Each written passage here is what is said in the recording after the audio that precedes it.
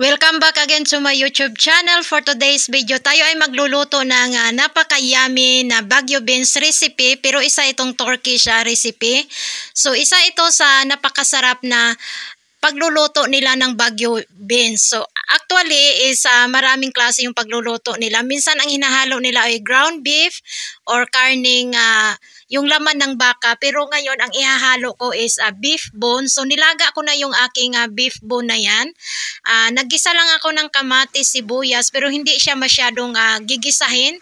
And then ilalagay natin yung ating beef bone, timplahan natin ng asin, sweet paprika at saka ground pepper. And then ilalagay na natin yung ating Baguio beans and then yung sabaw ng ating pinakulo ang beef bone. So yan ang ating isasabaw, pero dadagdagan pa din natin yan ng konting tubig. And then ilalagay na natin ang ating bawang. And then takpan natin, hayaan natin siya na hanggang sa maluto. So ang pagluluto nila nito is yung talagang lutong-luto. So ganun lang siya ka-easy, guys.